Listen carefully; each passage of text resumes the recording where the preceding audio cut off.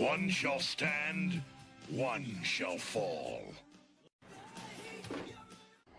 Hello YouTube faithful and Nerd Nation, this is Lucius Prime coming at you with yet another Transformers toy review. And as you saw through my intro, today we have a very special guest. Introducing Fletch, or for the duration of this video, Dickhead. Golden Dickhead. So today, as you again saw from the intro, God damn it, we will be reviewing Transformers Armada Optimus Prime, who was actually a gift to me from one of my best friends, Blaze Ryukin. Shoutouts. So, let's get down to it, shall we? Let's show. And here we are with Transformers Armada Optimus Prime. Unfortunately, I'm pretty sure you noticed this in the intro itself, but I had an unfortunate mishap with Optimus here. Sadly, one of his hands fell off, and it's not fixable, unfortunately, but I'm still going to keep it because of its sentimental value, because Blaze Ryukin, again, has been my best friend for like 15, 16 years at this point. So, starting off, in this particular version of Transformers, it was the first series of what was known as the Unicron trilogy.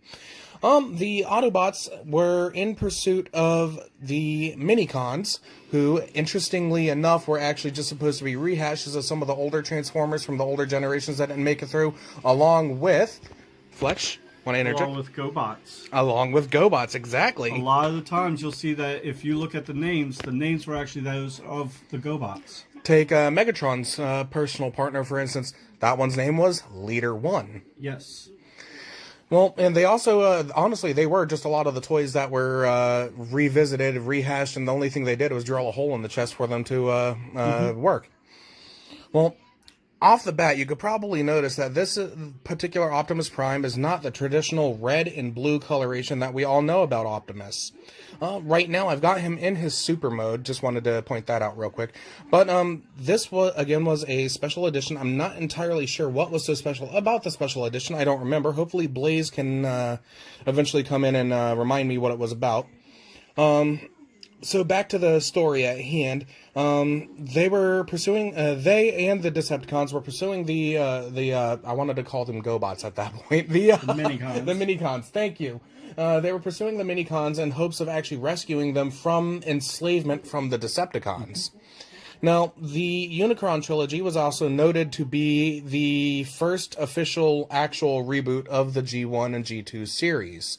Whereas some of the other ones that came in between, such as Beast Wars, Transformers, Robots in Disguise, those were all basically just, you know, in the middle until the Unicron trilogy was brought in.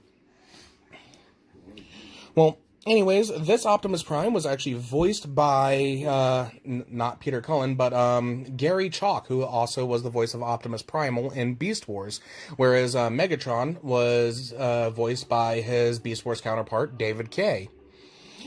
Anyways, the thing about this Optimus is, if I'm not mistaken, he's also the second incarnation to have a super mode or a battle mode. The first one to do that was the Fire Convoy, Optimus Prime from Robots in Disguise, 2001 Robots in Disguise. Unless you really want to go back to the Power Masters and Headmaster saga, where Super Jinrai. You're absolutely right. I actually did completely forget about that, and I've got the first season of Headmasters on DVD, which I need to watch that at some point. I actually got Power Master Optimus Prime when he first came out, and sadly, he did not survive too well when I was a little kid. But the main component is now actually in my possession. Yes. So, shout-outs, Fletch. Overall, I mean, I love this toy. It has a lot of sentimental value to me. His main robot mode before his battle mode actually has a lot of articulability. Can't really do too much for posing. I mean, it's actually quite show accurate. The only thing that is really left to be desired for me is just honestly the way his legs are formed in battle mode. As you can see, they're just, you know, solid pieces, and pretty much like Power Master. Yeah, and all they are is just honestly just panels that can come off quite easily like that. And there's my cat in the background. Now, speaking about power modes, what's your favorite one? My favorite version of Optimus Prime with a power mode. Honestly, I'm stuck between 2001 Robots in Disguise and Transformers Cybertron Prime. I love Cybertron. It's actually standing on top of my desk in my office. You also have Energon Prime, which, believe it or not, I'm actually not that interested in adding Energon Prime to my collection. I wasn't a big fan of how he looked.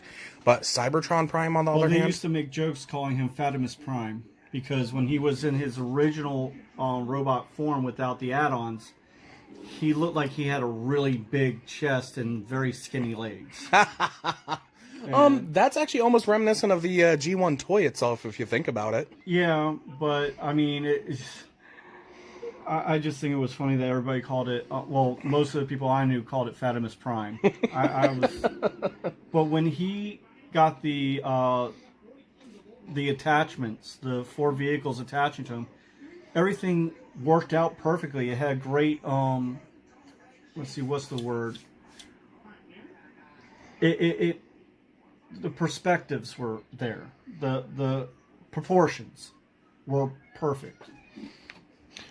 So would you say that Energon Prime was actually TV show accurate as well? Pretty much. Well, if you don't mind, one of these days you may just have to bring him over here so we can do a review on him as well. Well, let's take a little bit more about him. Take a little bit better look at him, I should say. And there goes his leg, without me even trying that time. As you can see, his trailer also had a command base mode. There's a good space that's like right back here that another Transformer he's supposed to combine with actually is supposed to sit right back there. I can't remember what it's called at the moment. This particular Prime can also power. It's called power linking whenever they are combiners and that. He power links with someone. I can't. It was a space shuttle. No, that was Jetfire. That was a different version of his transformation. There's like another giant red piece that turned into like huge hulking cannons that come over his shoulder. I don't remember what it's called. But I was actually going to bring up the fact that he could power links with Jetfire as well, who in this series was his best friend, his second in command. You know, Jetfire, I mean, his personality was almost the exact opposite of Prime's, whereas Prime is, you know, stoic and, you know, exudes what a leader should exude, whereas Jetfire was kind of out there, kind of like an immature late 20-year-old, like how I was. I would say, you know, like how I am, but I'm going to be 31 this coming Sunday. Pretty much Rodimus with wings. Yes, pretty much Rodimus with wings, exactly. As you can see here, we have his proton blaster or neutron blaster. I can't remember what they call it. It's his gun, just, you know, his cannon. And if you actually take a look at it, it's very reminiscent of the G1 Optimus's gun as well. It's the same exact shape for the most part. The only thing really different about it is just these bits of plastic right here that kind of make it almost just a giant rectangle. I've often thought about actually trying to shave it down and make it look more like how the G1 gun was, but you know, I kind of decided not to. Other parts of his battle mode, this piece right here, when in base mode, or even in truck mode, as they showed in one episode of the anime, is essentially just a gun, another gun. I mean, the top of his trailer lifted off, and he just started shooting at the Decepticons. Some of his Minicon abilities, well, all of his Minicon abilities, are involving in the trailer. Like, Minicon would fit in that port right there to have that gun pop up. There goes the leg again. This one's not really a Minicon ability, but this one, you know, it can just pop right out right here. That's a gun itself. So fortunately, this side does not do that. A little disappointed with that. Right here in the back, I mean, let's try to get up underneath the trailer. You see another little Minicon port right here, where if you were to put one right there and move it, it would actually make sounds. But, I mean, that's... it also has this little map thingy for whenever it's in base mode, and it's got a light underneath of it that would light up whenever you put a Minicon to it. But this it has a few other gimmicks in it, like you see a button right here on his chest, his Autobot symbol. Based on whatever mode you place the cab in, the trailer would remotely transform. But sadly, the batteries in this are dead. I don't necessarily feel like replacing the batteries. He's more of a display piece at the moment. And I don't really have many intentions on, you know, rectifying that later.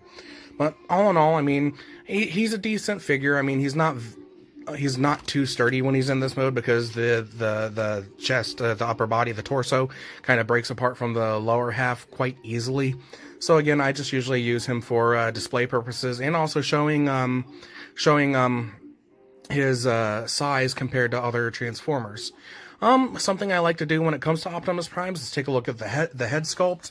I mean, I wouldn't say that this particular head looks like a traditional Optimus Prime. If you were to see the head from his regular robot mode, it's different, but obviously Prime. It also has a little gimmick where it's got a button on top of the head. You press it down and his faceplate moves like he's making him talk. But I think that's really all I have to say about it. Fletch, you got anything you'd like to add about this Optimus Prime? No, I think you did very succinctly. Well, all in all, on my ratings for it, just in terms of a toy, I'd probably rate it at about maybe 7 out of 10. How do you feel about that? I mean, you can rate it differently if you choose. Oh, no, I agree. 7 out of 10. The thing that kills it the most when it comes to being a toy is the legs not being able to move and have the articulation. Well, again, I'm still going to keep him, even though he's kind of, battle damaged now. Megatron did that. He's got a lot of sentimental value. I'm going to keep him. I'm going to keep him as long as I can. I need to clean him desperately because he's gathered a good bit of dust. All it means is that you just take a few wires and make it look like, he actually had battle damage. If you ever see the way people mod the toys. Yeah, I have seen some of those. That's actually a good idea. I might look into that. Because that's just some simple, just inexpensive electrical wiring. Just need some red and blue wires. Well, anyways, again, that's really all I've got about this figure. Well, anyways, folks, I'm glad that you joined me in on this one. I have plenty more to come, and a little bit more, a little future reference. A few more of the figures I have came from this gentleman right here. And, always will give you shout-outs. Thank you so much for the ones that you've given me, because I will treasure them forever. You're really going to try to do that with your golden dick? Well, it is the golden dick. Well, anyways, until next time, whenever I come at you with another Transformers toy review, this is Lucius Prime and Fletch, Golden Dickhead. Until all are one.